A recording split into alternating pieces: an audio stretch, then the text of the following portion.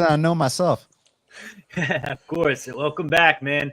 Dan, thanks for joining us. This is Beat the Line broadcast, UFC Atlanta, Usman versus Buckley. I'm PicksByPegasus. We got Key3Picks Dravhy, and obviously Dan with half the battle. Thanks for joining us again, bro. Appreciate it. You got a hometown card ahead of you. How excited are you to go there? Oh, incredibly excited, man. I mean, not only is it the UFC's first time in Atlanta since 2019. I mean, I saw Izzy versus Kelvin, Dustin versus Max, but they're coming back, and they're coming back with my top middleweight prospect and my top bantamweight prospect. So yeah, I'm very pumped. I like that. What Key, Drop, what do you guys think about this card? I'm excited. These are good fights. I'm really excited to see Usman and Buckley. Yeah, honestly, it's a good card. A lot of chalk on it, but I think as a fan, it's a really good one. Yeah, definitely. Champ, thanks for joining us. Cole, welcome back. What's happening, Glimbot? We'll just go right through this card. Let's get started. First fight of the night you guys have is going to be a low-levels girl fight, as they would say. It's Jamie Lynn Horth versus Vanessa Demopolous. Vanessa Demopolous, 11-7, 36, 5'2". She's got a fight ready. Jamie Lynn Horth, 7-2, 35, 5'7". Odds on these two ladies, you can get Horth anywhere from the cheap price of -600 to -575. You get Demopolous anywhere from +400 to +425. Key, our low-level specialist, what do you got for us? Yeah, this is, I mean, I can't think of a better way to start off a card. That Horth is absolutely huge for the weight class compared to Demopolous. Demopolous coming up to 125. Horth is somebody who most likely struggles a good little bit to make the weight class, honestly. I think that Horth has paths on the ground through top time. Demopolous will throw up a couple subs, but I don't think that it's going to lead to anything. Horth on the feet is a little slower, but Vanessa's made a UFC career out of stealing split decisions against tiny women at the strawweight division. And I think that Horth in the clinch will be too much. I believe she has a 7-inch reach advantage in the spot, 5-inch height advantage. I mean, they're going to look very much like they're two different weight classes. So I think that Horth is, I'm not paying minus whatever. I think it's -600 now. Paying -600 on Jamie Lynn Horth to fight any of us on the panel isn't a good number. So let alone another UFC fighter. So for me, it's a pass. But I think that Horth gets this done pretty easily. I don't think that she finds a finish. Demopolous is pretty tough and is a little crazy, it seems. So I'll pass on that. All right, Dan, what do you think for this one? Yeah, I agree. Let's get to the good fights, guys, because I mean, no one gives a shit about this. Let's be honest. Oh, are you telling me you're not going to be in the arena, first person there to watch this fight? I'm gonna be in my suite playing some Top Golf. You know what I'm saying during this fight. Phil Rowe versus Loosa is the first fight of the night. All right, I like it. Drop. You want anything to say real quick, or do you want to move on? Peg, you should tell us why you're smiling though. So I'm on Horth -475. I think she's going to dog walk Demopolous here. I think she makes it look easy. Haven't been impressed with Vanessa in a while. Horth, bigger girl, more athletic, a little bit slower, but I don't think it's going to matter. She's just going to be too big and physical for her, I think, in this situation. Outside of a meme sub, I don't see how Vanessa wins. So, yeah. Next fight, we'll just move right on. I'm picking Horth too, by the way, but I don't have much to say. So, all right. The first real fight, we got Phil the Fresh Prince Rowe versus Loosa. Phil Rowe, 10-5, 6'3", 80-inch reach. Loosa, 31, 5'10", 74-inch reach. Odds on these gentlemen, you get Phil Rowe anywhere from +110 to +115. Loosa anywhere from -130 to -135. Dan, you want to pick the first real fight? How do you think this one goes? So they got Rowe listed at 80 inches of reach, but actually I heard an interview with him, and he's got like this old school boxing coach. And when he got his, the reach measured, his coach told him to purposely not fully extend his arms. I don't know, some old school boxing stuff, but like basically what I'm trying to say is that his reach is more like 83 or 84 inches. And he's also a black belt under Julian Williams. So Rowe's got a lot of things going for him. It's just from time to time, and more often than not, like he just gets like arrogant and stuff and does some shit that I just don't like. I bet on him. It'll be 1-1 going to the third round, and it'll come down to one scramble multiple times. The Gabe Green fight, the Jake Matthews fight. So he does little things I don't like, but he also does things I do like. Fights behind a jab, and I've noticed anytime he finds a home for that straight right hand, he gets massive reactions from his opponents, and that's going to be key here, because when I bet on Loosa against this kid, AJ Fletcher, who's like 5'6" with a 68-inch reach, AJ Fletcher had Loosa doing the chicken dance of all chicken dances. And ironically enough, gentlemen, that was on the same card that Kamaru Usman got head kick knocked out by Leon. So interesting that Loosa and Kamaru are on the same card again. But yeah, I mean, I think Loosa is probably going to be physical early on, but at some point, I do think Phil Rowe is going to find the home for that straight right. And when he does, whether it's just bad optics getting, the scorecards in Phil Rowe's favor, or whether it's him actually going out there and finishing the fight, I'm gonna go Phil Rowe for the upset. I agree with you. I'm not sure if I'm at a betting standpoint yet, but I'm gonna pick Rowe to win this one. I was against Rowe on Jake Matthews. I was with Rowe on Neil Magny. I still think he won that fight. My only issue with Rowe is sometimes he just looks like he could just give fights away, or you don't really know what goes on, what happens, and then all he ends up, like the other opponent ends up taking over the fight. But I think here, he's just going to be the bigger guy. He's got more, I guess, a well-rounded game plan for this one. I think Rowe should be fine here. I think he wins like a 29-28 decision, so I'll take him plus odds. Drav, what are you thinking? Yeah, it's funny because people are going to talk about all week that, Loosa never been finished and Rowe never won a decision. So because of that, I think that's why people are kind of counting on Loosa to win. And obviously the people and the market is kind of low on Phil Rowe. But to me, I look into this fight and it's an easier matchup than like Jake Matthews. And he almost won that fight. He was, in round 3, basically, he was on top. And when Jake Matthews tried to get back to his feet, he tried to take his back. He goes too fast, end up on his back. And Jake Matthews, obviously a really good grappler. He's able to capitalize and win the round on top.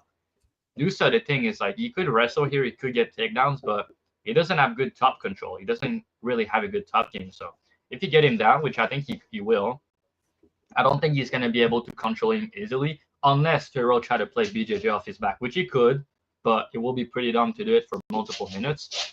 But I do like his BJJ more. I think he's a better grappler, but Loosa is the better wrestler. And then on the feet, I mean, Rowe is much taller, longer, bigger. Like, it's a big difference in the striking in that aspect. And I've also noticed that Loosa struggle against longer striker, like the Lizez fight, for example.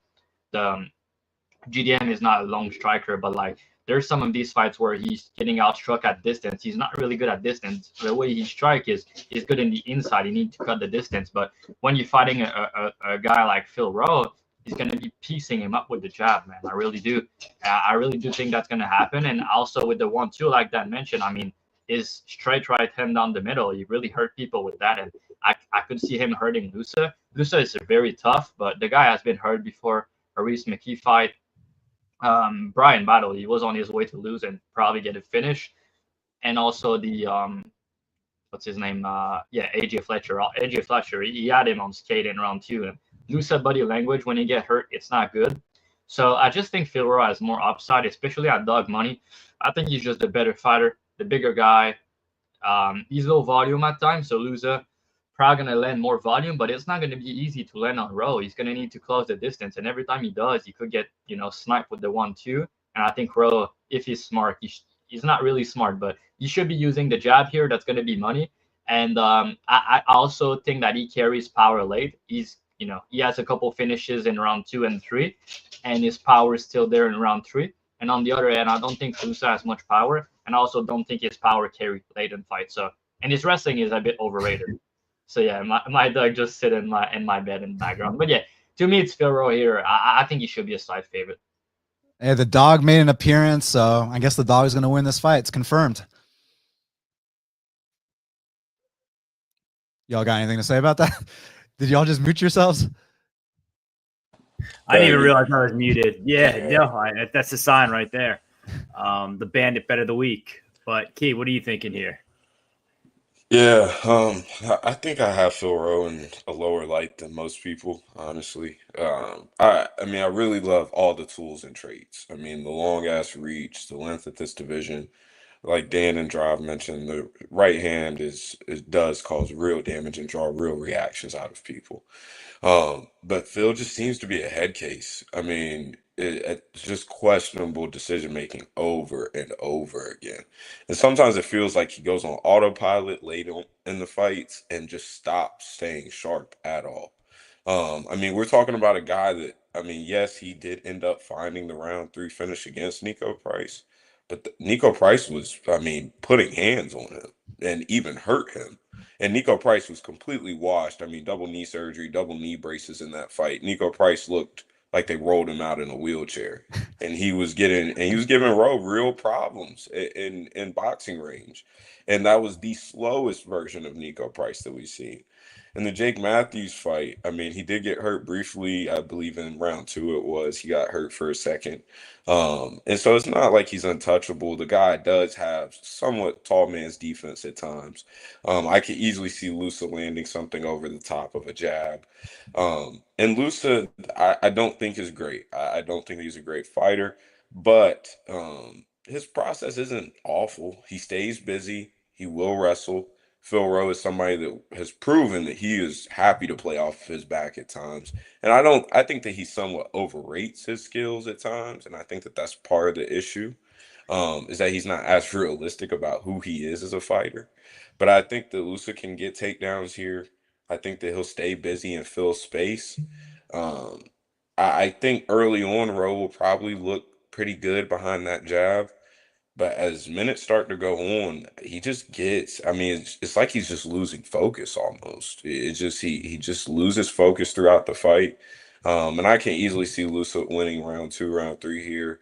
I know that Phil Rowe has, I mean, we got to look at his wins. You're talking about Nico Price, double knee braced up, Jason Witt, and Orion Kosi. And I mean, I'm not too moved by that to say that he's just gonna run through Loosa like he's just been beating high level guys. I mean, he's had competitive fights, but I don't think the Loosa is awful. So these odds make sense to me. Pick wise, I lean Loosa. Um, I think that he's gonna have the better process here, but for me, I think that this is lined about right, and so it's a pass. All right. Champ Bets seems to disagree a little bit. We got fight. What's happening, bro? Thanks for joining us. He's going to be rooting for Ochoa. I knew that. He's from Peru. Yeah, he's a fun fighter, but Dan's Dog is always in the chat. What's happening, Dog Father? Glenbot, what's going on? Yeah, Dan would probably have my number. I hate to say it. He's a vet of the game. Probably. Muragali didn't teach me enough in 3 hours. Sorry. And then we got Champ Bets. What's he saying? Rowe pre-bet and then live off on Loosa. Yeah, but I mean, I think Phil Rowe is more likely to hurt and finish Loosa in any round that fight. That's the thing here. Like he could be looking good, but I don't agree with the fact that Loosa is gonna look good late. Like Rowe has multiple round 3 and round 2 finishes. So I just think that overall, the way you look at it, like on minutes, they're going to be close, right? They're going to compete on minute. But I just think Phil Rowe has big moments upside, and he's more likely to finish the fight at any round. Like, what's Loosa at? Is really a 29-20 decision, right? That's on the table. It could happen, but Phil Rowe could win a decision here, but he could also finish. That's why, and also the size. Like the size difference is kind of massive. But yeah, we'll see. Maybe I'm wrong, but I just think he's the clear side. All right. Next fight here. We got Ricky Simone versus Cameron Smothermann. Ricky Simone, this is a quick, I guess, what's his name? Charles Jourdain pulled out, got hurt, some eye injury. So this is a little quick put together for you guys. Ricky Simone, 21-6, 32, 5'6", 69-inch reach. Cam Smothermann, 12-5, 27, 5'9", 69-inch reach. Odds on these two gentlemen, you can get Ricky Simone anywhere from about minus 500. Yeah, he's about minus 500. You get Smothermann plus 375. Drav, I'll have you go first here. I mean, there's not much to look into. We just watched Smothermann just lose society, and now he's getting Ricky Simone. probably an easy Ricky Simone spot, but I don't think it's worth betting. What do you think? Yeah, I was on City against him because of, some of the reasons I think Simone's going to beat him.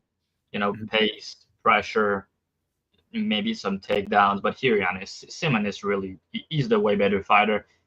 But yeah, Smothermann's also chinny a little bit. So Ricky just coming back after like a brutal knockout win. So yeah, people were saying he was washed before that. So that's kind of the tricky part. I don't think he was. I bet him against Basharat. I got shit for that. But I think overall this is kind of a level fight here. Ricky should, get takedowns and land a bigger shot. But yeah, Smothermann is not. He's not bad, but yeah, he has issues, and the issues he has, Ricky's gonna expose him pretty badly. I feel like also short notice, which is not great. Key, what do you think for this one? Yeah, I think the Ricky gets another much needed win. It feels like Song Yadong kind of took his soul.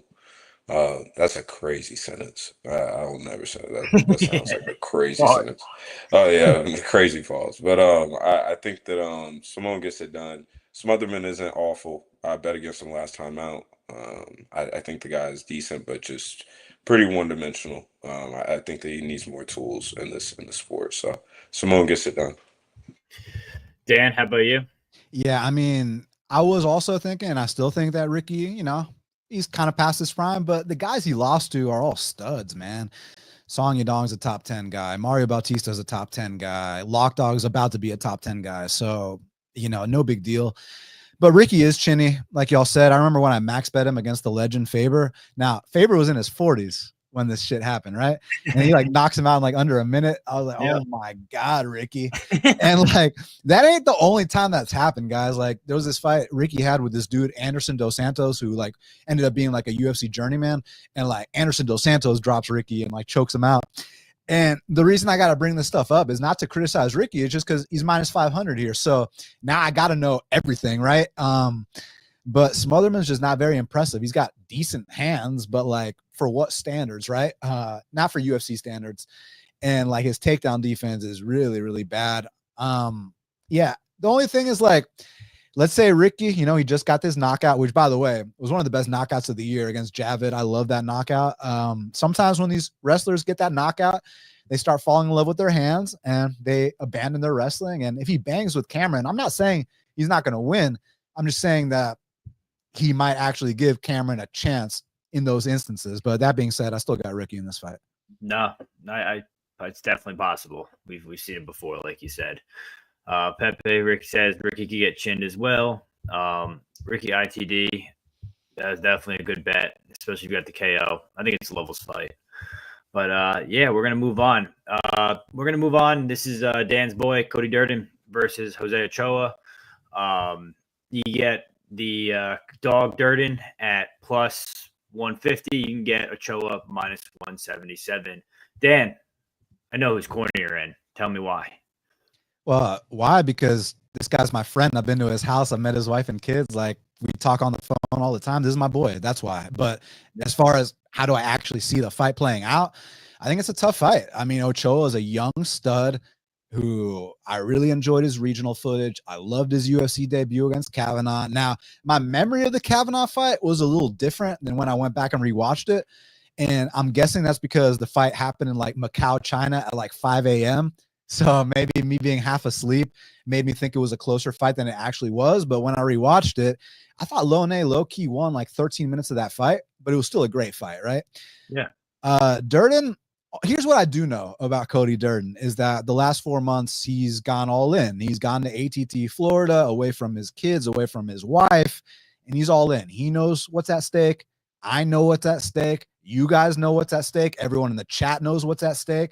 So expect the best version of Cody. Now, will that be enough? That remains to be seen because this young kid is a stud. He is hungry. He is trying to make a name for himself, and he does come out of a great camp, and he's very dangerous. So that's something to definitely, take note of. But, I got to go with that vet lesson by Cody Durden in Atlanta, Georgia, where, this guy made his career, man. This guy came up in the NFC, was an NFC champion, eventually made it to the UFC, made it to the top 15. Now I know he's 34 years old at flyweight. But listen, the champ in that weight class is 35-36. So I think Cody's got a little bit left in the tank. I think he hands this kid a vet lesson. I think the kid comes back and goes on to do great things. Yeah, I agree with you too. And I think Cody also has the tools to do that. I mean, if you look at his last few losses, they're all valuable losses, right? Like Josh Van, no shame there. Bruno Silva can knock out anybody. Tagir Bankov, it's like these are really good fighters to be losing to, and I think he has the tools to give him that vet lesson. Cody's got good cardio. Cody's got the wrestling to do it and the wrestling pedigree. And like you said, hearing that he went back to American Top Team, I think this is a good spot for him in his hometown. He's going to be fired up. I'm taking the dog. I also like his spread. His spread is +3.5. It's -150. So if you don't feel like taking the +150 money line, I'd happily take the spread +3.5. I don't see Cody getting finished. If anything, it could be a 29-28 decision for Ochoa. And if that's the case, it cashes. So I like that spread line a lot. And it's always been a system play for me to play Cody Durden spread, Cody Durden money line, because you know what? He's covering one of the two. So that's how I look at it. Drav, what do you got? Yeah, I don't think he will cover if he get finished, and unfortunately for Dan, I think he could get finished here, especially by submission, which I think could be a really sneaky look to look into this one. Ochoa has shown me, there's not a lot of tapes on his takedown defense, but with what I've seen on the tapes, he looked pretty strong, and he seems to have a good balance.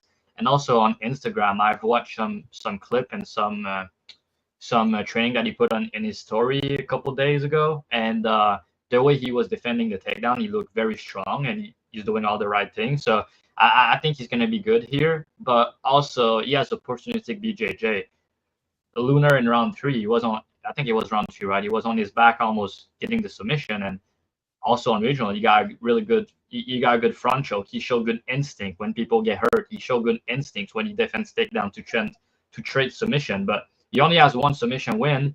But Cody, like if I had to criticize him, he has that dog in him, right? We love him for that, but he always put himself in danger in these submission, like in a lot of these fights. Sometimes he escaped them, sometimes he get choked out because of that.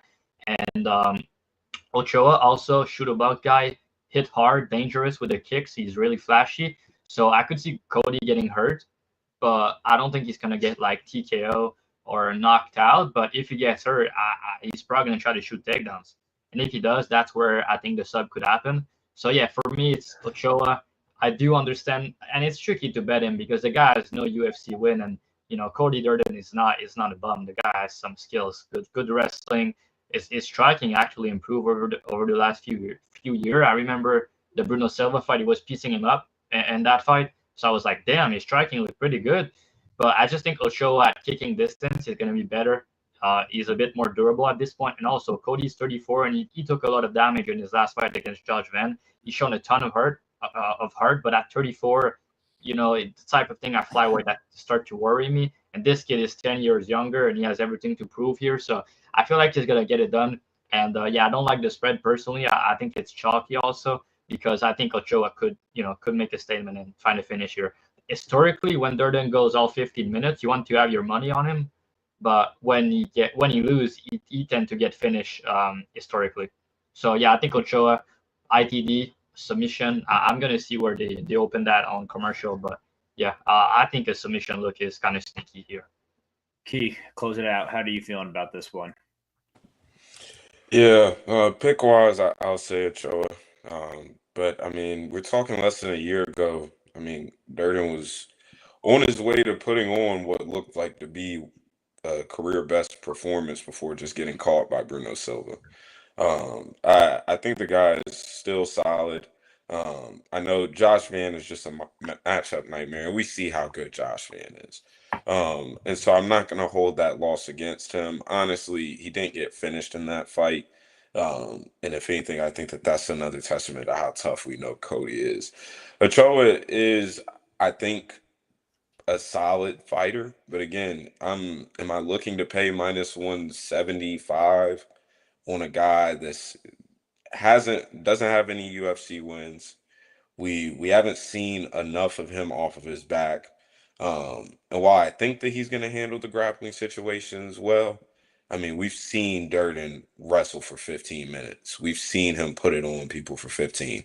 I'm not running to Kios to get on -175. But I think that Ochoa does get it done.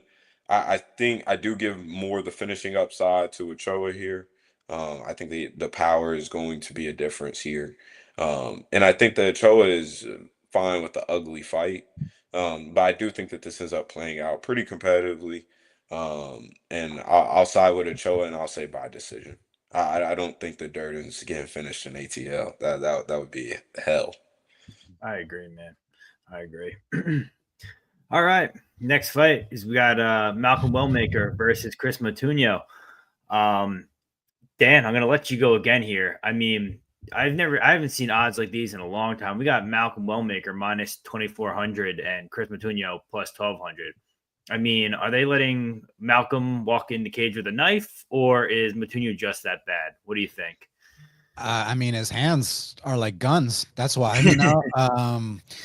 Malcolm's the best prospect we've ever had in Georgia, period. And, we produce Forrest Griffin, former UFC champion, and tons of other talents, but this is the best talent we've ever had, bar none. And I called this guy's fights, from a commentary standpoint, when he was an amateur. And like when he was wearing like headgear, big gloves, and shin guards, and I saw the reactions he was getting from dudes, I was like, oh my God, like this is someone to look out for. And he's from Augusta, which is 2 hours away from Atlanta. So like I was never like in the training room with Malcolm or anything like that. It was just more so I'd see him on the regional scene, but I'd always ask like, hey, when's this kid Malcolm fighting? When's Malcolm fighting? And I always knew he'd be something. So it's amazing to see him like follow the path and get to where he is, being the biggest favorite in 2025. So you love to see it. As far as why is it Chris Moutinho? I mean, you got to ask that to the 3 to 4 opponents that turned Malcolm down, 3 of them being on the UFC roster, one of them being Merab's training partner. Now, Merab's training partner, we'll give him a pass because he had like a knee surgery last week. No big deal. But the other 3, I'm curious what their excuse is. But listen, guys, hard work beats talent when talent refuses to work hard. But when you combine the two, you get Malcolm Wellmaker. And I think that he's going to come out here with a point to prove that he wants to not just knock this guy out, but knock him out faster than O'Malley did. And I think he's going to do exactly that. Like, I don't see Malcolm coming out here landing 200 strikes like O'Malley did, because that would imply that Moutinho is eating all those shots. And I like Moutinho a lot, man, because he's one of these guys that cooks fighters. But what does that mean? That means that he eats your hardest shot and then keeps going forward, put some volume on you. It's like, I love it, but like, don't do that against Malcolm, So and I'm bringing my baseball glove to the fight. So, that head gets launched into the 10th row. We might be there to grab it. So yeah, I'm going Malcolm Wellmaker, be a devastating knockout. And it's going to be a very beautiful moment to see him do it in Atlanta, Georgia at State Farm Arena, or as us ATLians like to say, Phillips Arena. I agree with you, man. I mean, I think Moutinho is way too hittable, and that's what you can't be against a guy like Wellmaker. I think Wellmaker finds a KO here. He's a blue-collar guy. I respect that. He fights hard. He works hard. I get all that. I think he's full-time training, right? He retired from doing welding. Yeah. So that's pretty cool. Dan, someone asked if Augusta's a rich area. I know Buckhead is. Not at all. Not at all. Gotcha. Okay. So, yeah, I think Wellmaker by KO. Key, what do you think? Yeah, I'm a Wellmaker guy. Backed him on Dan White Contender Series at -205 or -200. There's no secret who he's going to do to Moutinho here. I'm glad that he got somebody to sign, because it'd be a shame if they finally got back to ATL and he wasn't able to be on this card. It's the real talk, bro. Real talk. So I'm glad that they got somebody for him. He deserves the moment. I think that the star continues to rise. I'm as high on him as I was whenever he was coming into UFC. So this will be a highlight reel knockout. Dravhy, what are you thinking?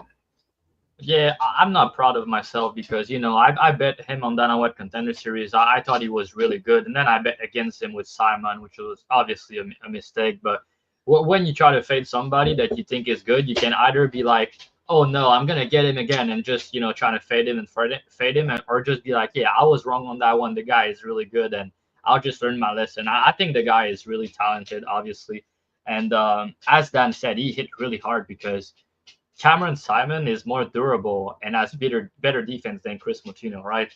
And he got knocked out in the first round, and that KO was really slick. So I don't think much going to be different here. It's probably going to be the same. The question I have for you, Dan, is more, how do you think we could play this one gambling wise? Do you think it's maybe, I know you're not really a prop guy, but the last time you did some props on Parlay Madness, you did great. So I'm going to ask you the question. Do you think there's value on either maybe the under 1.5 would sit around -160, or because the KO prop on Wellmaker, it's not out on commercial, but it's -300 on Bet Online, so not the best, but like around 1 KO, round 2 under. What do you think about that? Because obviously we can do anything with the money line. Wellmaker wins in round 1, KO, TKO plus 110. All right, got it. I like it. All right, move on to the next fight here. This is a veterans fight. We got Michael Chiesa versus Mcgee. Mcgee is 22-13. Chiesa is 18-7. Odds on these two gentlemen: Chiesa is a ripe 350. Mcgee plus 285. We've seen Court wrestle a lot lately. We know Chiesa is the sub specialist. Key, does Chiesa find the sub here? I don't think so. It's not like, I mean, Court's older than dog shit, but like it's not like he's historically been the easiest to grapple. So this isn't like just some walkthrough. Obviously the UFC is throwing Chiesa. I mean, his company man. He's at the desk analyst. He keeps on trying to get into one of the commentating roles. So they're obviously throwing him some good matchups to get him back on track so that he's able to ride out into his career. I'm surprised that he wasn't on the Seattle card. I know he was really like campaigning for that. And that never followed through. So to get this like kind of flat matchup on the ATL card is like kind of confusing. But I think that he gets it done. I think that he's going to be able to find the back. And I think that he'll be able to cage push also. I don't see Court being able to do anything crazy to him. This is a pass. I'm not looking to parlay Chiesa at these prices. All right. Draw, what are you thinking? Not much. I don't really know what to say about this one. There's some tricky aspect of it because Mcgee is historically a hard guy to grapple, and he's a good wrestler. So, and on the feet it could look really messy. But yeah, I think Chiesa is better. He's younger, and Chiesa also trying to get choked and darts when he loses, and Mcgee doesn't really have front chokes. So it's just a tricky fight all around. I feel like it's gonna be a GTD that is like there's striking. It looked a bit messy, and Chiesa probably win. But like, yeah, I don't have a good read on it. Two old guys, and let's not forget. I mean, again, a year or two ago, people were saying Chiesa was done, cook, and now he is -350. Mcgee is not in his prime, but he's no Tony Ferguson at this point. So, yeah. We'll see. I think Chiesa get it done, but yeah, I think Chiesa gets the sub here. What do you think, Dan? So close your eyes for a sec because this is on the screen. Tell me what year Mcgee was born in, off the top of your head. Mcgee, he's 40, right? So it's probably.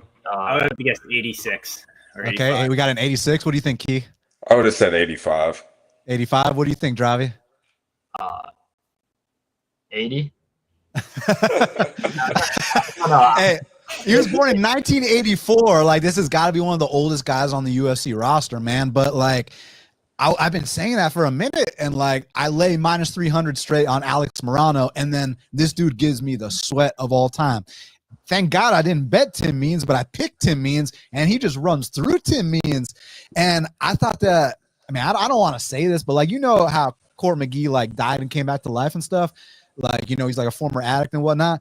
But bro, if you saw the shape he was in that Tim Means fight, I was like, bro, I thought this dude don't use needles, but I mean, you saw the shape he was in. I don't know, man. I don't know. There's something sketchy, man. Maybe it was cream. I don't know, but yeah, something's going on there. But as far as Chiesa, I'm not a fan of his style. I've never been a fan of his style, but I respect him because he's been top 15 in 2 different weight classes. Like, if you give me top 15 at 155s and 170s, like, I don't know what to say, especially with a one-dimensional style. But like, every time I think someone's going to destroy Chiesa, Like, I'm like, dude, there's no way he does anything to Beneil Dariush. And then he chokes out Beneil Dariush. I'm like, there's no way he does anything to RDA. And at the time, this is not 40-year-old RDA. This is like top 5 welterweight RDA. And he goes out there and beats him. I'm like, what the hell is going on? This makes no sense. So, yeah, I mean, I think Chiesa is deceptively strong, especially when he takes your back. But like, yeah, the stand-ups never developed. There's been real ugly moments throughout his career. Like you saw the Anthony Pettis fight. But I thought Court was like done, like legitimately done like a few years ago. And I don't know what to think, guys. So yeah, look, prime for prime, just because Chiesa was ranked in 2 different weight classes, I'll pick him. But like, I have zero desire to go to the betting window on what price we talking, gentlemen? Minus 350 Chiesa? Yeah, I'm good. I'm good on that. Yeah, and Champ brought up a good point. I was actually looking into Court's spread. I thought they were going to give it plus odds because Court is a dog, but also, like I said, the sub side of Chiesa kind of scares me off that because he could get finished. But like I said, I don't know. He's a total dog. He also agrees with you. He did look scared fighting when he was fighting Tony. I saw hey, that. man, everyone's scared of Tony. Come on, man. I know, right? El Kukui. All right. We got our, I guess, main event of the prelims. We have the Paul Craig. They just rescheduled this against Rodolfo Bellato. I think we all broke this down. We'll just do it again quickly. We got the odds on these two. You got Bellato anywhere. He's minus 400. Paul Craig plus 300. Drav, talk to me. You think Paul Craig gets finished here? Yeah, he probably does, but maybe in round 2-3. Bellato is historically a 2-3 guys. And Paul Craig at this point, he's bouncing away class. I don't know, man. In 3-fight losing streak, but he's been fighting the way better guys, and he's always live for a sub. And Bellato is live. He's kind of dumb, so he's live to just go out there and try to grapple, and get put in a bad position. But obviously, he's 29, Bellato, and he's tough. He throw way more volume, and Paul Craig can't really take damage anymore. So I just think he's gonna cook him. But I could see the first round being a little bit sketchy. And he can take his time a little bit, but overall, I think he's going to get it done. Probably KO round 2, something like that. But yeah, Paul Craig to me is he's always live for a sub, but I mean, Bellato's probably going to, if you try to grapple, he's also a good grappler. So that's the thing. It's not like he's a fish on the ground or something. So yeah, I also don't like the fact that Paul Craig's now jumped up and down between weight classes so late in his career. At this line, I'm not trying to bet Bellato at minus 400, so I'm just going to pass. I guess it's dog or pass for me, but I wouldn't put any hard-earned money on it. Dan, what are you thinking? Hey, man, I've been trying to get answers on something, but no one knows. Is Bellato a black belt under the Nogueira brothers or not? Someone tell me, please. Exactly. No one fucking knows, man. Yeah. Oh, man, I've been trying to figure this out. Like, I'm pretty sure he's a black belt under the Nogueira brothers, and if that's the case, I mean, it's gonna be tough to submit that dude. But like in that fight he had with Crute, he tried that lat drop, pulled Crute on top of him in a full mount. Yeah. Don't do that against Paul Craig, but at least he was able to survive those spots. And like where I'm usually worried for Bellato is he's a marauder. He's kind of a punching bag, overhand rights and left hooks, likes to bang in the pocket. But like luckily for him, there's not a threat coming back. So he can actually get off on that game. And one weapon I think is going to be massive here is the calf kick. I think he's going to chop that calf of Paul Craig to the point where Paul Craig starts flopping to his back, and then Bellato has to tell him to get back up. The crowd starts booing. Hopefully Bellato gets a finish after that, but I see a lot of flopping by Paul Craig in this fight. Give me Bellato for the dub. Yeah, I could see that too. Trying to find, where is this? It's all, my computer's like lagging out right now. So I'm not trying to feed the carrot. Feed the bus a carrot. Hey, does anyone know that reference? Yeah. Okay, I know my boy Key does. Yeah, that's Chael Sonnen. That's a vintage. Hey, we don't got no casuals on the Beat the Line broadcast. Come on now. Yeah. Hell no. He was the original king of shit talk before Connor came around, and Chael did it in a way without cursing and anything. It was the best. I didn't even know Paul Craig was vegan. I don't even know if that's a joke. Speaking of Chael and speaking of Atlanta, so when UFC came to Atlanta, I think UFC 145 when Jones fought Rashad. Back when they used to do fan Q&As, like before the weigh-ins and all that stuff, like Chael Sonnen did like a fan Q&A. Dude, it was hilarious. Like that's back when he was so witty and just like y'all gotta check that out. So make sure y'all check out Chael Sonnen's fan Q&A from Atlanta like 10 years ago. It's badass. All right, I like it. I'm still a fan of Chael Sonnen. I'm surprised he's not doing more commentating and stuff like that, like in the UFC, because I don't know, commentating lately for me, I hasn't been doing it. I don't know. Joe Rogan's kind of slipping up a little bit lately, but hey, there's always room for that. All right, guys, we're starting the main card here. Like, comment, subscribe. All the links are gonna be below for our channel. Half the Battle, obviously a great show. I think he's with Dan. You're going live tomorrow, right? I'm dropping episode 600 of Half the Battle tomorrow, my friend. All right, there you go. 600. That's a long time. That's a long time in the game. Yes, sir. That's what we got. So Alonzo Menifield versus Umar Sy. Sy is 11-0. Alonzo Menifield's 16-5. Odds in these two gentlemen, you can get Sy anywhere from -700 to -650. You get Menifield probably around +500 across the board. Key, I'm gonna have you go first. You're giving me shit about parlaying Sy here. You don't think he's gonna be able to take him down and take Menifield's back? Well, you parlayed -650. That's right. So it's not like you parlayed -300 or something. You parlayed -650. For me, I just Tell I him, can't. Keith, tell him. Yeah, like that. I mean, you're talking 87% implied with the most dangerous guy he's ever been in the octagon with. I mean, that to me is I made just him 85% on my capping, 85, 87%. So it seems fair. Line's fair. That's crazy. Like I'm not betting lines I think are just like fair or even below my own number. But to each his own. I think that here Omar probably gets it done. I'm not convinced with him as a prospect. I do think that I love his traits and tools. But I think the jury's still out. This is line like he's the best French prospect we've ever seen. And like he's John Jones coming up through the ranks. I mean, Menifield is, say what you want, the guy is still dangerous. I mean, the Julius Walker fight, in my opinion, was ugly. But the guy has been very dangerous at all times. So for me, it's a complete pass. I can understand Menifield dog shots even. And I believe Menifield is back at Fortis MMA. I'm pretty sure. He is. So that's good for him getting out of Pat Barry's backyard. So I say War Menifield, but pick wise, I think C gets it done. All right, Trav, what are you thinking? Yeah, so I have a big bet on Menifield +500. It's not. No, I'm kidding. Yeah, I mean the price is wide, honestly. But I think Umar is gonna get it done. I just think the guy is improving, and he's 29. He has a massive frame for 205, and he's only 29 years old. So the sky is the limit for the dude. And his striking in his last fight looked pretty damn good. His jab was on the money. And Menifield, he has issues against guy that strike technically and can then down the middle. And he's now 37 years old. He's much smaller, but he does hit hard. He can crack. But the way I see this one playing out is I don't think Umar is going to have an easy time taking him down early on.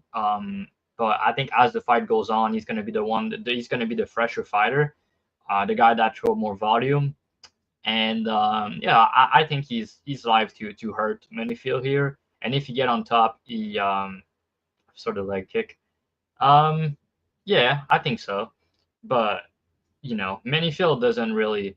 I mean, his last fight was a bad look. Honestly, he was getting he was getting clipped by this Walker guy who I don't rate his striking at all. And yeah, and his last fight, Umar he got cracked a couple times against Dong Jong, so he shown a good chin, but Menifield hit harder, so that's a little bit tricky. But yeah, I think overall he's probably gonna get it done, but I don't think it's gonna be easy early on. Menifield's gonna give him a fight, and Menifield is not easy to take down historically, so I don't think he's gonna just take him down early and submit him. I actually think that it could be sharp to fade the submission on Umar to play this fight, which I did. So I'm gonna pull a key here, but there's some how you say it. There's some good ways to play this one. So yeah. All right, Dan, what do you think? I think I'm still taking notes on Umar C. Like, you're telling me minus 700, but like I haven't even developed a full opinion on the kid yet. Like I still don't know enough about him. Like, don't get me wrong, I've watched tape, I've watched his UFC fights, etc. But like, I'm not ready to say what I think this guy is gonna be yet. Like, I still need to see more, right? I think he's done well with what he's been given. Like the Dawoon Jung fight, it's unfortunate because Dawoon, like, dude, it was looking like he was gonna be like the big boy Asian prospect, and he was on the 5-fight win streak. He knocked out Kennedy and Zechuku, but after that Dustin Jacoby fight, he was just never the same ever again. But it was good for Umar Sy to get that kind of experience against someone like that. So as far as Menifield is concerned, Dravhy brought up a good point with that takedown defense. And man, but the age though, and it's crazy how time flies because, dude, it's been almost like 10 years since Menifield's first Contender Series appearance, which is like crazy to think about. So he had more than one Contender Series appearance, just like his boy Kennedy and Zechuku. Like they got scouted early on. I mean, I guess the matchmakers were like, these are some freak athletes. Let's bring them on early, right? So Menifield, man, he came into the UFC real early, and now he's 37. That's crazy, bro. Time really does fly. But we saw in that last fight with Julius, man, that Menifield can have 50-50 fights with green guys, with newcomers. And I think C is slightly a level above where Julius is. I mean, obviously, MMA math don't mean shit. Alonzo has big kicks, big punches. I mean, don't sleep on his chokes either. He's tapped out black belts in the UFC before, right? So, I mean, I do think C's going to win because I think Menifield's kind of slowing down a bit. But yeah, I got zero interest at minus 700 on a guy that is still proving himself. Like I said, I'm still taking notes on C, but I'm hoping for a finish because I'm going to be there, and that's what the fans want to see. Yep. That's fucking hilarious. I probably laughed. Yeah, oh my God, that's good. That's good. That is good. I need to see more. Okay. You ended up with that's one the fan want to see. So it's like, all right, bro. Yeah. Yeah. All right. Next fight, we got Cody Brundage against Mansur Abdul Malik. Odds these two gentlemen, you can get Cody Brundage anywhere from plus 550 to plus 600. You can get Mansur anywhere from minus 800 to minus 815. Drav, I'm going to have you go first. I mean, I love the under in this fight. I love the under 1.5. I love violence. I don't hate a dog shot on Cody Brundage. What do you think? Yeah, so should I be putting Malik minus 800 in my parlay peg? Is there a value? No, but I think there's value in the under. You're basically playing him anyway at that price. I think the under is solid as well. Like Cody win condition is more often than not a KO in the first round. And I've seen Malik get hurt against Nick Klein, was a spinning back fist, but still he got hurt there. And he got hurt also one time on regionals. So I think the dude is not a physical freak. Like his size for the division, he's really strong and he hit really hard. I know Dan posted some clip on Twitter back on Dana White Contender Series about his ground and pound. Like the dude, oh my God, that one knockout is insane. Yeah, they're vicious. I just I can imagine this fight.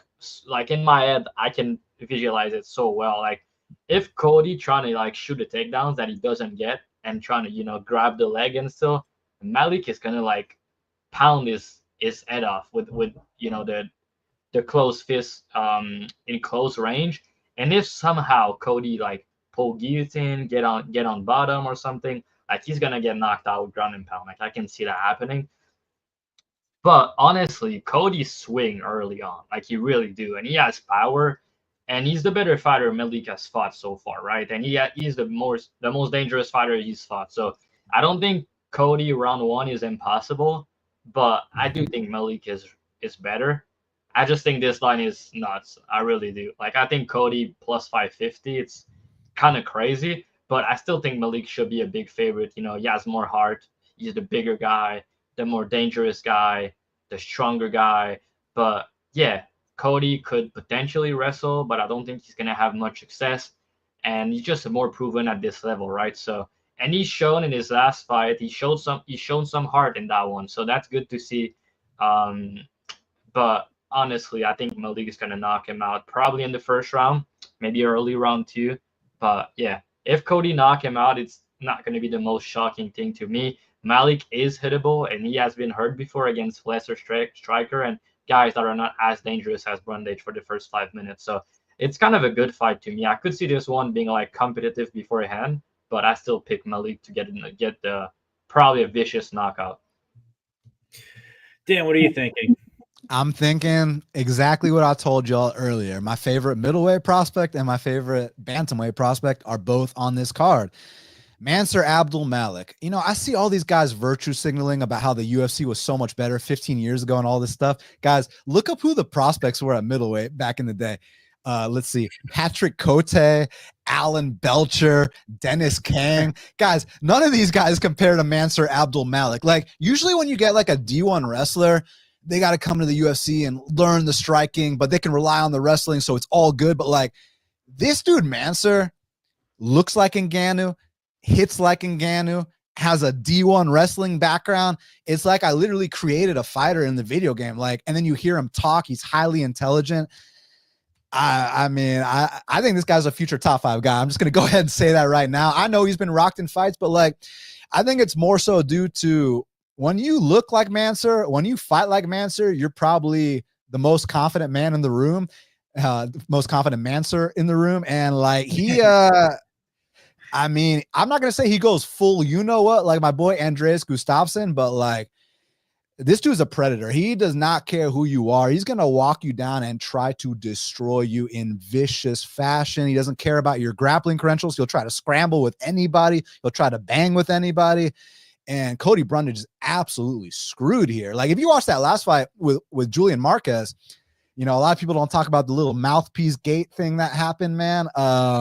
You know, Brundage is getting rocked and he spits out the mouthpiece and the ref gives him back the mouthpiece. Then he rocks Marquez and gets the finish.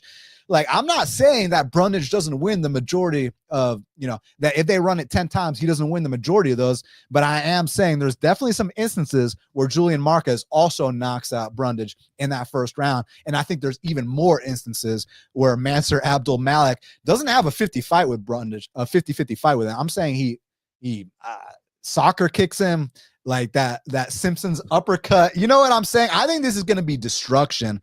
And I think Mansur, you're asking, is there value at -800? So with C, I still got a C, right? I'm still taking notes. Yeah, but with Mansur, I'm like I said, I think this guy's a future top 5 guy.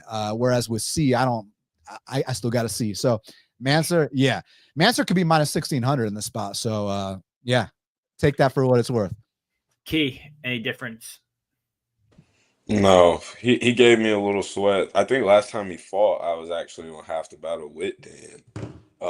And I had him on a parlay, and he made me sweat a little bit with Nick Klein. Nick Klein's the GOAT, bro. You almost got it. Yeah, that was just crazy to see. Blue collar. My heart dropped watching that live. But I think the Mansur is still the goods.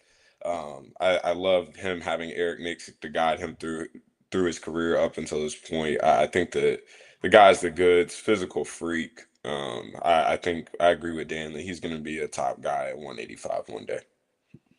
Gotcha. All right. Next bout, we got Cody Garbrandt versus Raoni Barcelos. Cody Garbrandt, he's sitting at anywhere from +165 to +150. You get Raoni Barcelos anywhere from -180 to -190. Dan, I'm going to have you go first here. We just watched Cody Durden get subbed in his last fight versus Cody Brundage. Cody Garbrandt. Wow, we both fucked up the Codys. There's Cody on that card. So are we running the Cody parlay? What's up with that? Nah, because Mansur is gonna destroy that dude. And honestly, I think Barcelos beats Cody Garbrandt here too. We just watched Cody just hasn't looked the same, man. He just doesn't look what he used to be. I mean, we just watched him get subbed by Figgy, which isn't, a big deal.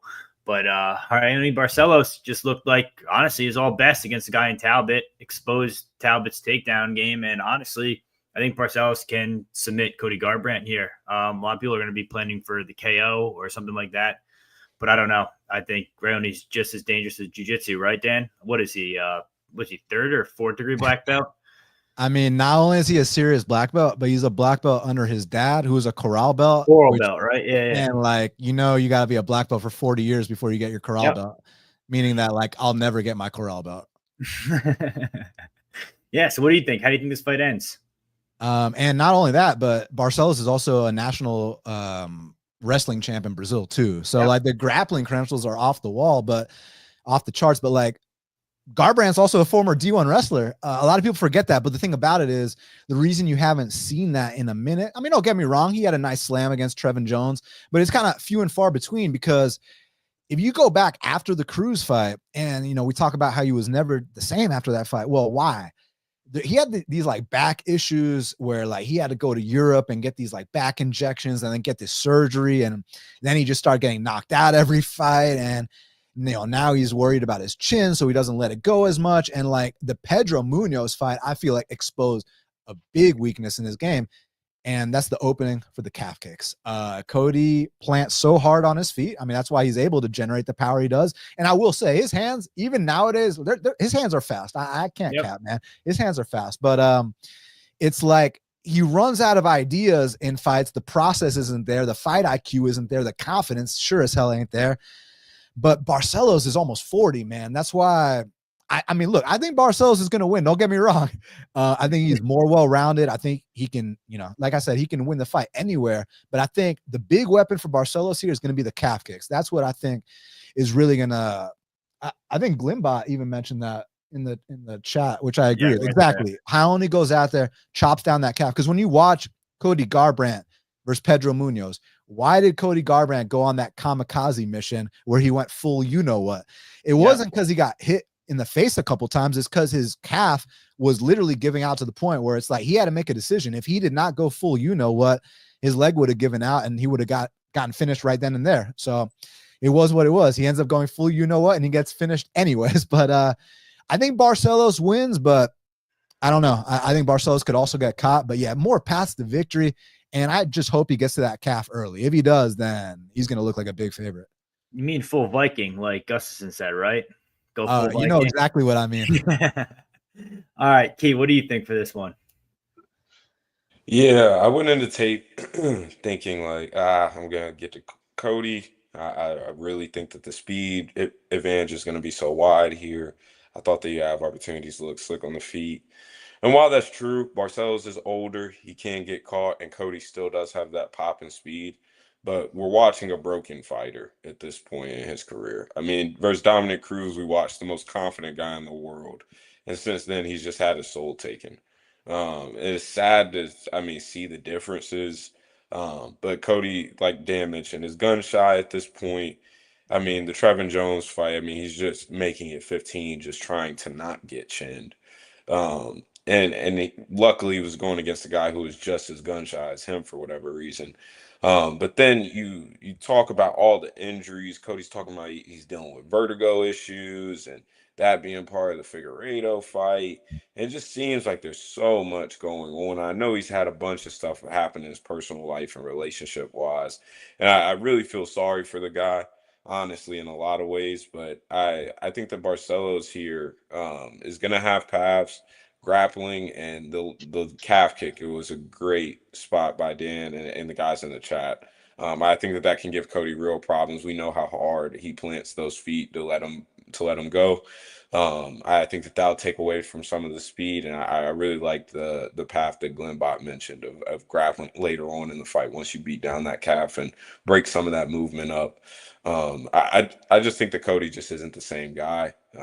And sadly, I really was expecting to get to a spot here, but after tape, it showed me that Barcelos, one, still has a little bit left in the tank. He had enough to give Talbot a good old vet lesson. And although I don't expect him to be just as dominant as that, but I do think that he's a guy that's going against somebody that is in durability wise is in the same league as him. So for me, it's a pass. I'm not paying that type of price on Barcelos at this age. But I do think that Garbrandt probably isn't a good dog shot. So pick Barcelos by decision. All right. Drav, how about you? What do you guys think about the under in that one? It's a little bit plus money. It's plus 105 for the under 2.5. You know, I'm hoping that cashes because I'm gonna be there. We don't want to see no crotch sniffing, so I'm hoping that happens. Yeah, I don't mind it either, right? Just because we've seen Barcelos knocked out, we've seen Cody knocked out, we've seen Cody subbed. We know how good Barcelos is. Like, I don't hate that either. We got multiple paths to finish. I don't mind that at all. Hey, hey, Peg, how did you say Hyone's last name? Barcelos. Oh, okay. I thought you said it like they say Barcelona, but they do it Barcelona. Yeah, no. I thought that's how you pronounce it. I was like, hold on a second. What's going on here? No, I got nothing but You respect. almost got it in 4K again. Yeah. No. What do you think, Drav? What do you got?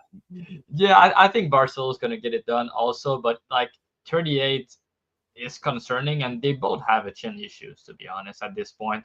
Barcelos get hit a lot himself, but like in his last fight, he impressed me because Talbot, like he had a ton of hype going into that fight. He was like -1,000, and he beat his ass. Like he really did. So it looked like he knows that he needs to grapple more these days, and he should, because again, that's where he's the best at. But on the feet, he throws way more volume than Cody does, and like you guys said, the leg kick's gonna be there. And Cody just doesn't trust himself anymore. He pulled out in his last fight because he had issues again. And you look into his IG, the guy has long hair now. He has a face stats. Like, I don't know what's going on, but clearly the guy is not locked in. I don't know what's going on. But yeah, I'm like, yeah, maybe the an under could be nice. I could see Cody knocking him out, being faster and just catching him. But yeah, Barcel's only been KO'd one time, but he's 38. That's going to happen a day or another. And Cody, with his speed and power, that could be there. And we know Cody has been, he's been finished 5 out of his 6 losses. So, yeah, Barcelos could also finish him, obviously. So the under 2.5 plus 105, I'm getting myself maybe into that one. I'm not sure. I'm going to think about it a little bit more. But I do think there's finishing upside on both sides, and that's probably a sharp bet. But I think Barcelos going to win. Maybe Barcelos KO. It's a decent price, and I mean, he's a really good grappler, but he has eight knockout compared to 3 subs, and Garbrandt has been knocked out more time than he's been sub, and like you guys mentioned, Cody wrestling is pretty good. So and Barcelos doesn't wrestle in all of his fights, so if they just swing, they could both get knocked out. So we'll see what I do here. I might end up with something, but I'm not sure what. But yeah, I think Barcelos gonna win. All right. Next fight we got is Edmen Shahbazyan versus Andre Petroski. Line on these two gentlemen, you can get Petroski anywhere from +160 to +165. Shahbazyan's anywhere from -190 to -180. I'll go first here because I looked into it. I like the under here a lot, just because you see two guys where Edmen struggles to get out of the first round half the time, or if he does, he gets finished in the early second. Petroski kind of has shown chin issues at the time, but I think what it comes down to is kind of the opponents that Petroski's fought, right? I think Petroski's kind of been given a lot of grapplers and not that many good strikers, right? Pereira's the best striker I'd say he's fought, and he knocked him out in the first round, so we know the chin's not there. Malcooney knocked him out on his hip. That was crazy. Fremd was whatever. Butka, wrestler. Fremd, not that good. Vieira, really good black belt. That fight stayed standing. His striking looked better there in that fight, I will say. But that's not a guy like Shahbazyan. Shahbazyan's going to be able to hit him with punches on the feet. If he shoots, he's going to get, or he starts ducking his head, he's going to get caught with a head kick, something like that. I actually love the under 1.5 here. I think it's +105. That's my way to play it. If I got to pick a side, I'm always going to go with the grappler over the striker. But I think the play is the under here money-wise. Drav, what are you thinking for this one? Yeah, obviously, Petroski's a popular dog. I understand why. Historically, Edmen always struggle with grapplers. And when fight gets after the first round, and Petroski has done a good job winning decision in the UFC. But I think, if you look the guys he's been fighting, the only fighter that is kind of similar to Edmen in a way in the striking and danger aspect is Michel Pereira, and that fight didn't last long. Edmen is a really good striker, honestly. He's only 27, and in round 1, he's really dangerous. And if you look at the Fluffy fight, like Fluffy couldn't get him down really in round 1. He was getting kind of beat up, and then got him at the end. And Edmen also had a good front choke in that one. So that's kind of tricky because I think Edmen is probably going to knock him out, honestly, in the first round. But if he doesn't, then I think the fight could be a little bit tricky. The other thing I'll mention is Petroski doesn't have the best gas tank either. So it's not like he's going to push a pace that Fluffy did or that Imavov did, per se. He's not that guy. And on the feet, he doesn't have anything for him. Like Fluffy and Imavov, they're both better, way better on the feet than Petroski. So, and they're both way more durable than Petroski, and they both have way better cardio than Petroski. So the guys that have given Edmen issues, obviously the GM3 fight, we know GM3 when there was a legendary cashing that sub 2 on that one. He almost died, and then he did a GM3 basically. But yeah, I just think that Edmen is just a way better striker, younger guy, fought the way better competition, and he should handle business here. He's just a tricky fighter to trust. He's a confidence-based fighter, and when things are not going his way, he can kind of quit on himself. And like I said, his cardio after like 6 minutes, it's going all over the place. But the guy's at a good camp. So is Petroski, to be fair. But again, you look at the people Petroski has fought that are striking with him, none of them are as dangerous as Edmen, maybe Pereira, but even then, maybe Edmen is more dangerous in round 1, honestly. So yeah, maybe Edmen KO1, but yeah, I could understand Petroski dog shot because of Edmen history with Grapper, but honestly, I think it could be a level fight. What do you think, Dan? I think that I'm gonna be in attendance, and if you're asking me, would I rather see an Edmen Shabazian first round knockout or Andre Petroski lay and pray, I think you know exactly what I'd rather see. So I'm going Edmen Shabazian via first round knockout. Come on, kid.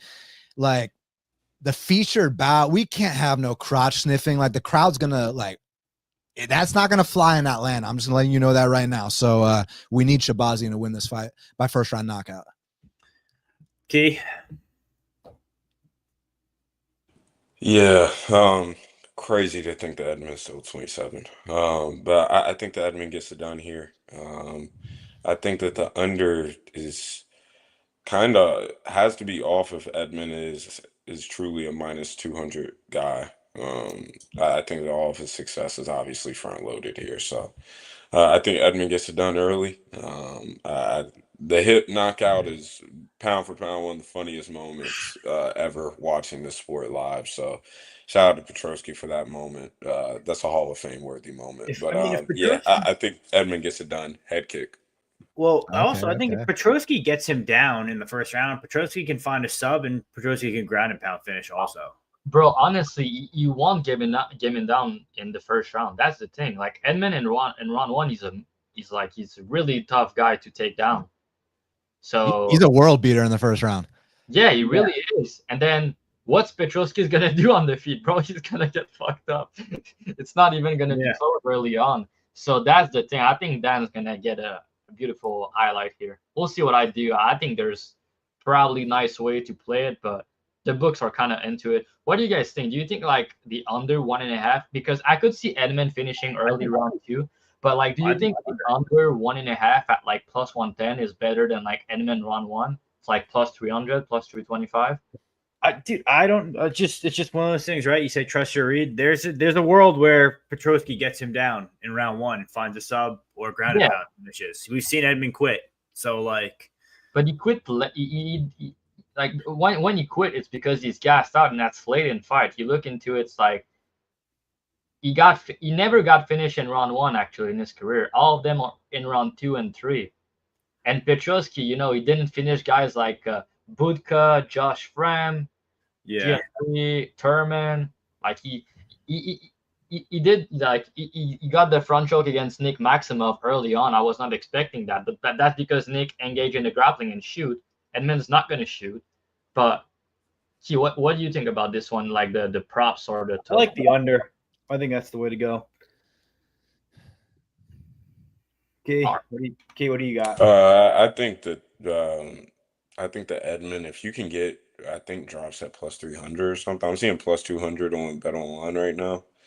If you can get upwards of that, I think that that's better than under 1.5 personally. Because while I do give Edmen some early round 2 finishing upside, but at that point, I would assume that the pace and he's taken a little bit off of his strikes at that point.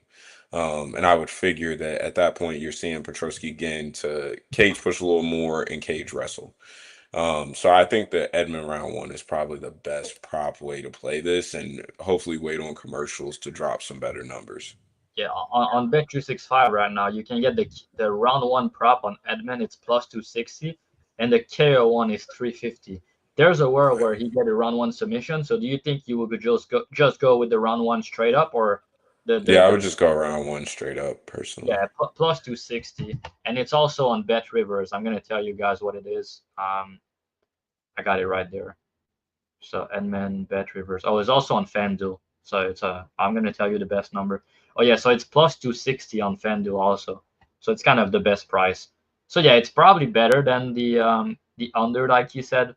Like, you don't cover the 2.5 minutes of round 2, but at the same time, I don't really give Petroski finishing upside in these. And KO1 on FanDuel is 380. So 380 versus 260. Yeah. I'm not sure, but we'll see. All right. Co-main event of the evening. We have a women's bout here. We have Rose Namajunas versus Miranda Maverick. Rose is minus 250. Miranda Maverick plus 200. High levels girl fight, honestly. Key, you're going to enjoy breaking this one down. So you riding with your girl Rose here, or does Maverick steal the show? I'm not backing minus 245 with Rose. I think, I mean, obviously we know Rose to be a little bit of a head case. But at times she just stops fighting, I guess. It's really weird. Like, if she's not front running and completely dominating and you stick around long enough, and thankfully this isn't a 5-rounder. If this was a 5-rounder, I would think these odds would definitely need to be closer. But in a 3-rounder, I think it gives Rose a little less time to not fumble the bag, honestly. But I think that there's levels difference in striking here. I don't figure Maverick to have a bunch of top time upside, honestly. And I know that these two have trained together, so that also brings a weird dynamic to this fight. So there's a lot of weird stuff going in. I thought that the Blanchfield fight was very winnable for Rose. And she just dropped the ball because Blanchfield was more tenacious. So for me, I backed Rose at, I believe, for damn near 3 or 4 units against Cortez or some shit. And I do hold Rose in a very high light, but at 125, I really don't think, one, she's overly physical at this division. And I felt that way since the initial move up for the Manone fight. And I still feel the same way now. It's not like she's added some crazy muscle and she's this Rose 2.0. It feels like we're just getting Rose that doesn't really care to cut that weight for 115. So for me, I think it's a pass. And I think that we've seen the best days of Rose. I think that she does get this done, but I think they'll be on pretty thin margins. Yeah, I tend to agree with you. That's why Miranda Maverick plus 3.5 is the spread of the week at minus 125. Up a weight class at the weight that she's at. We've seen her been able to be out physicaled. We've seen her able to get taken down, sometimes struggle to get back up. I think we saw it against Blanchfield was the most recent one I was watching. But I think there was Carlos Esparza took her down a bunch. We saw Weili, a lower weight class, take her down. I don't know. I think up a weight class, these girls are a lot bigger. Miranda's a lot stronger. I think she could force a clinch here if she has to. I think she could definitely find a takedown. I don't think she finds a finish. But she definitely, like you said, Rose will probably be on close margins if she does win. And Rose up a weight class. It's not like you said. She's not like she's a dominator. She just looks a little bit thicker and a little bit bigger. She doesn't look like she's jacked. She doesn't look like she's overpowering. She's just a little bit more meat on the bone. So, yeah, I don't know. Miranda Maverick plus 3.5 is fine. I'll take it. Dan, what are you thinking? I'm thinking I had to take off my jersey and wear all black because this is my co-main event, man. Again, people comparing the UFC of today to the UFC of back in the day. Dude, I went to UFC 201. Guess what my co-main event was then? Rose Namajunas versus Karolina Kowalkiewicz. And I cashed Karolina at plus 215 there. So I need my boys on the BTL broadcast. I need the fans in the comments. Y'all let me know because I don't need much convincing. Should I take the shot on Maverick? Because my gut tells me that Rose you still got to be on a certain level to beat Rose, right? Like even Rose won 2 rounds against Aaron. That fight came down to a couple scrambles, could have swayed the fight in a different direction. So you still got to be on a certain level to beat her. But I've seen fights where like Rose like stares at an opponent for 25 minutes. I've seen her break in fights. I've seen all kinds of things. So at odds like this, it's not going to take much convincing. There's a certain missing from Maverick's game that it's going to take me over the edge. But like, if you tell me that she's going to have grappling dominance in 2 of the rounds, then I might be interested. I just didn't come to that conclusion myself. I think Rose edges it, but I'm just not sure. Honestly, part of my algorithm when I take my spread of the weeks I think they can win outright. And there is a chance if she does get the clinch game going and the grappling going, I think she could easily win 2 out of the 3. What are the odds on the spread? Minus 125. Wow. So it's not like I said, I would do bigger on the spread and then do half of what you put on the spread, put it on the money line. Because odds are if she covers the spread to 29-28 and she might win the fight. Hey, so you don't know that. He's not a prop guy. He's asking you. Take the dog shot. I'm with you. I'll do it with you. Take the dog shot. I'll put a unit on it as well. Dravhy, what do you think? Yeah, I really think some sketchy things could happen here. They're a training partner. Like, they're training together for a long time, right? So they stopped training together only for that fight. And when we see these fights, especially in girl fight, former training partner, sometimes they end up in fight that go the distance and that are very close. And just top of my head, because of that, I couldn't play Rose, but I could see this one being kind of a level fight. Like, Rose is the much better striker and she has the way better movement, and it's also in the big cage. But Maverick striking has been improving a little bit, and Rose sometimes she just fuck around. That just, she fuck around, and she loses some round in some fights that she shouldn't really be losing. Sometimes she doesn't do enough, and Maverick she has like everything to gain with a win here, and she's only 27. She's a younger athlete. I think they can both land takedowns, honestly. Like, Maverick could take her down potentially, but also Rose could. That make it a little bit tricky to me. But yeah, if you ask me who's going to win, I think Rose going to win decision. I really don't see a finish. But it's like, could Maverick win a decision here? I think she could, honestly. Because of the former training partner dynamic, it just make it some weird fight sometimes. And also, like, on the feed, it's not like Rose is going to knock her out or just, then massive shot. Maverick's going to compete on minutes probably, and she could land a takedown or 2 to make it really close. But because I think Rose could also land takedowns, and I don't think Maverick takedown defense is good, and Rose BJJ is kind of sneaky, I don't really like the Maverick side, honestly. But looking into it's like you can get Maverick by decision at plus 350. I don't mind that, honestly.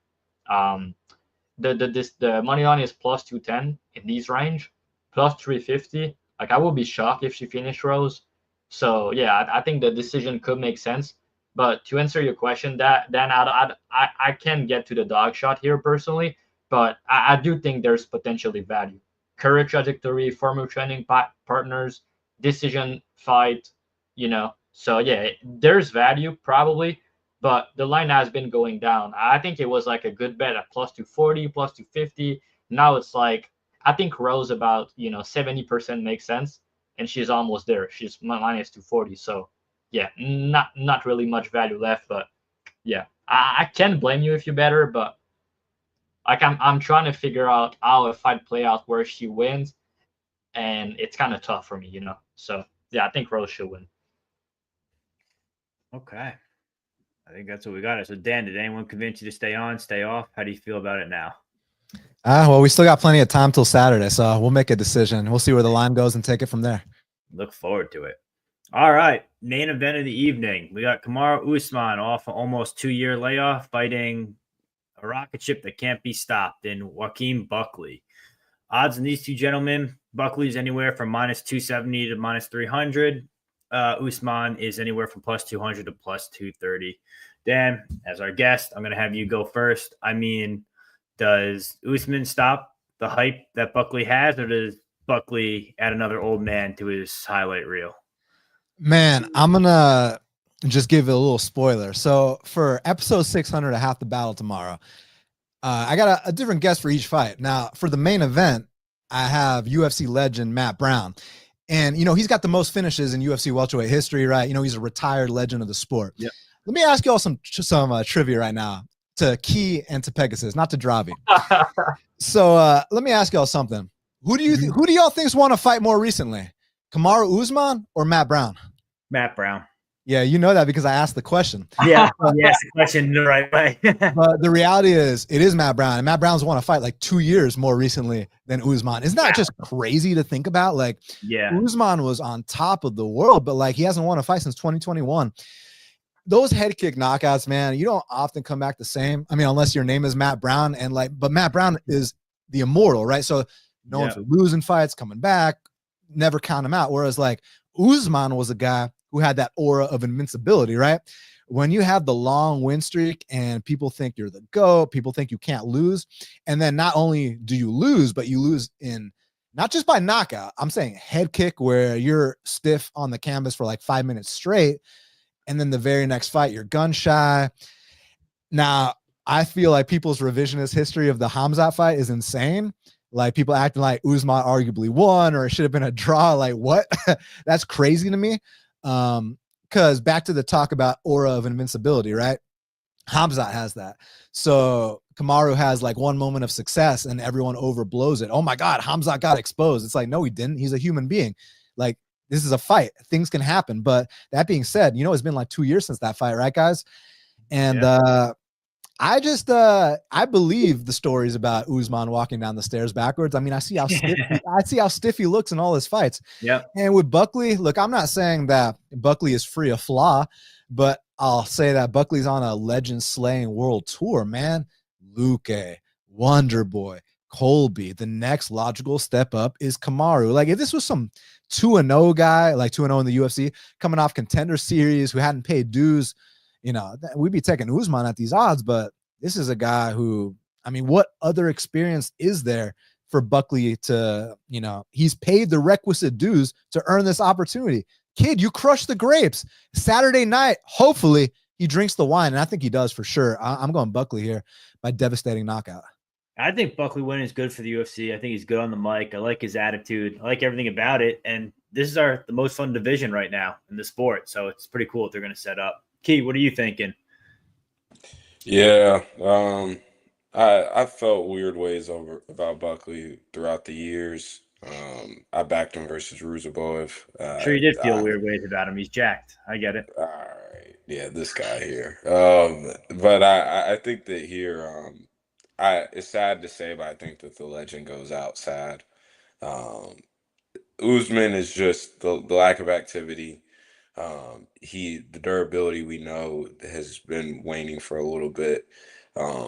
And although I'm still not the biggest fan of Buckley. I mean, I think that I still hold against him his 185 days of air punching for 15 minutes until he finds a big shot. But at 170, you gotta give it to him. He's put together good wins, and he's fighting smarter fights. He's not looking for just one moment. He is starting to fill space better. And for me, I think that Usman, I mean, outside of Usman just jabbing his face off, what is really going to happen? Is Usman going to wrestle him? No. Does Usman have some wide range of tools on the feet outside of his boxing? No.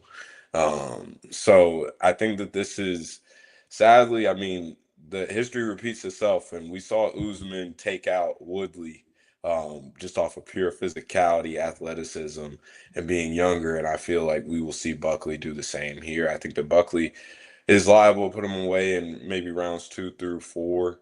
Rounds 2 and 3, I lean. But I think that Usman is sadly going to die a sad death here. So it's a pass. I'm not looking to parlay Buckley because Usman still is high level, and he showed that versus Chimaev. He dealt with the physicality well. He still is high level, but I do think that Buckley gets it done. Hey, can I chime in for a sec? So yeah, go ahead. My boy brought up Woodley, and I'm glad you did because you know where Woodley won the belt, right? In Atlanta against Robbie Lawler at UFC 2. So it's almost like a full circle moment. Like I said, the co-main event was Rose Namajunas versus Carolina. So now we still get Rose Namajunas co-main event. We get a welterweight main event, but we get Kamaru Usman passing the torch to Buckley. So Atlanta's been like a torch passing grounds for the welterweight division for a hot minute. That's cool. That's cool to think about. Yeah. I mean, I'm on Buckley. I played one of the earlier lines. I got mine. I wouldn't get the plus odds. I got the minus 150 line on him. Probably And I think that's fair. I think he should be the favorite here. Just like Dravhy always talks about career trajectory, right? Buck is all the way up. Usman's been pretty much gone, hanging out with Cejudo. This never really goes well. Fairy tales don't really exist in the UFC. You don't really see them often, and I think this is going to be an end to one here. It's going to be a nice one for Buckley, though. What do you think, Drav? Yeah, I want to say, Dan, you've been like riding that Buckley train all the way to the top. So if you go out there, win this fight, and get the belt, it's gonna be dope. Because I remember you bet him against like Wonder Boy, against like Colby, I think also, and all of these guys to the top. So it's like you're not getting here like now. So I understand why you like him in this spot. And like you said, he's beating this older guy, and I don't think much change here. I mean, Usman is like he's been there, done that, been one of the greatest fighter of all time, right? For a couple of years, he was the man. But now you look at the guys he's beating in his title run, and I think his title run could be a little bit questionable. The guys he's been beating, and when's the last time he fought someone that's a dangerous striker? Like when you look at it, right? It's been a long time. You can say it was like Masvidal maybe. So, and even then, I think Buckley hit harder than Masvidal, honestly.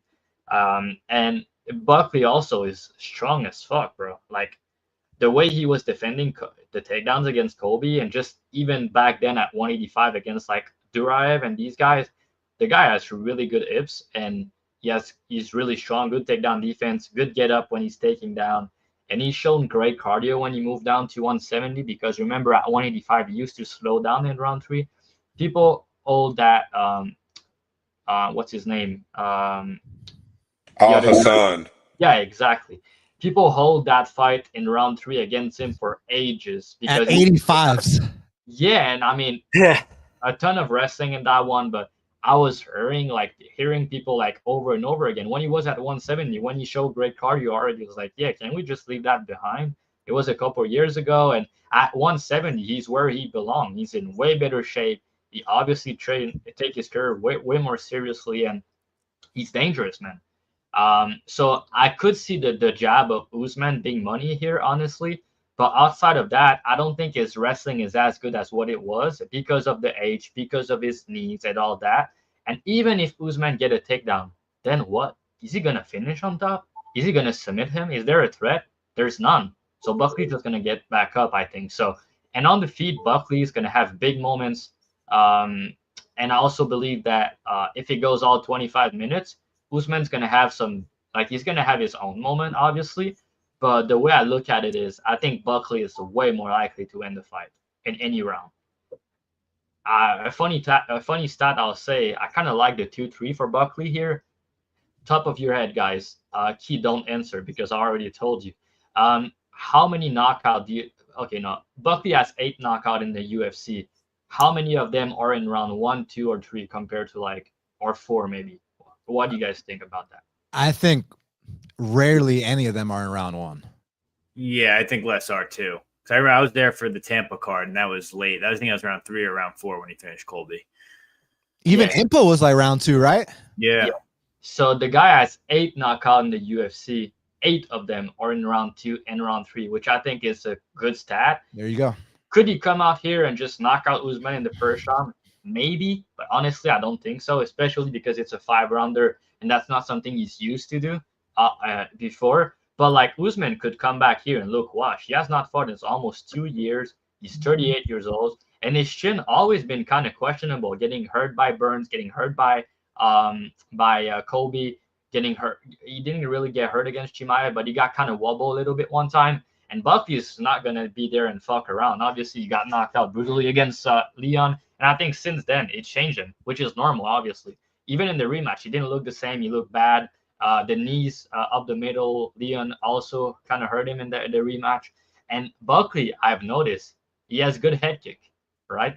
And he got knocked out before with that. So I think he's going to be prepared here. And I think he's going to be trying to use the head kicks. And Usman might have PTSD when you see them, those head kicks, right? So, yeah, I think Buckley is catching him at the right time here. And I think the 2-3 makes sense. It's 750 and 1,000, which I think that's where he's going to knock him out if he does. And yeah, I think the price is justified, honestly, which could be crazy to say. Maybe inside 2020, right? But like, could be like if that fight happened 2 years ago, Usman will be like the big favorite. But it's just not 2 years or 3 years ago. The guy is clearly on a decline, and Buckley is, current trajectory going like that. Usman going like that, like Peg mentioned, and the guy could come out here, look wash, and then retire. We have a guy on like what it's like 5-fight winning streak for Buckley, and most of them being like impressive knockout, and Usman like 3-fight losing streak. Buckley won that win. He won to have an impressive performance, and then he could cut out for a title shot. So yeah, I think Buckley's gonna get it done. I had interest pre-tape on Usman because Usman plus 230, plus 240. I mean, like I want to bet that, but after looking into it, I think Buckley line makes sense. Honestly, I'm just not sure if that's a KO or a decision. But I think if it goes all 25, Buckley probably win 3 or 4 rounds. And if there's a KO, I favor Buckley, honestly. He's been chinned before, but all of them were at 185 against bigger guy, harder hitter. And Usman does hit hard, but it's not like he's a dangerous striker. But yeah, we'll see. Yeah. All right. So that's the show. Now we're gonna go into our we'll do our quick props and then we'll get out of here. All right, Dan, do you have a prop in mind? You want us to go first while you pick one? Usually we just pick like our favorite prop for the whole card, and then we kind of just go from there. Okay. I think he's froze. Yeah, I think he's froze. Let me see. I have not choose yet. I'll go. I'll go. Actually, I'll let Dan have that. Edmen round 1. What's that? Plus 260, you said? Yeah, plus 260. Okay, Drav.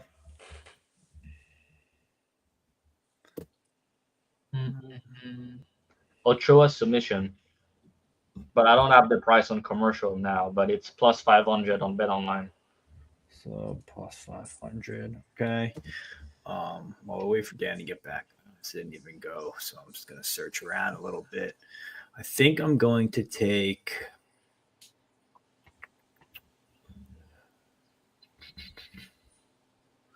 You know what? Let me do.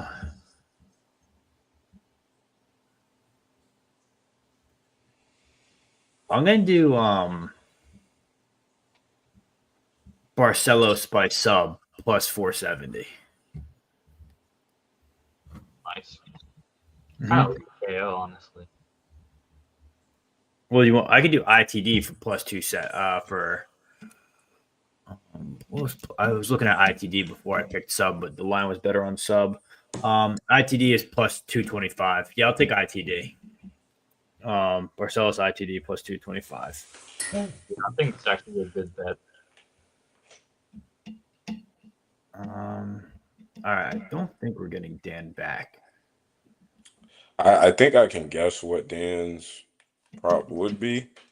All right. What's Dan's guess prop? I think Dan's prop will probably be Wellmaker under 1 or Wellmaker round 1. Okay. What's the line on that? I think plus 110 right now. Plus 110. Power went out. Yeah, round 1 KO plus 110. I'm asking him, but I think it could be that. Here we go. Let's do this at half the battle.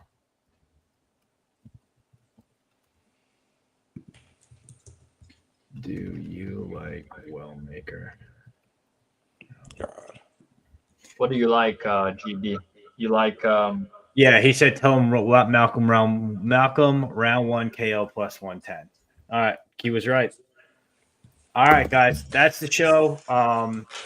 These guys got the same old odds, make OddsShopper, Dubclub. It's all below. I'm in the Discord. Get my free picks there. Come join us. Our community's popping in there. We always talk good. We talk other sports. We talk fights. We get everything. We got a lot of sharp bets too, fight wise, coming up for money lines. I've been actually kind of paying attention to our chat. Our chat's pretty damn good. So I like that. Other than that, that's pretty much it. It was super exciting to hear Dan's news about him having a different guest for each fight. Can't wait to watch that show. So Dan's going to be live. I think he said tomorrow. We're dropping an episode tomorrow for that. Be sure to tune in. I'll put the link to his YouTube below as well, so you can tune in there. Guys, like, comment, subscribe. That's all we ask. It's not that hard to do.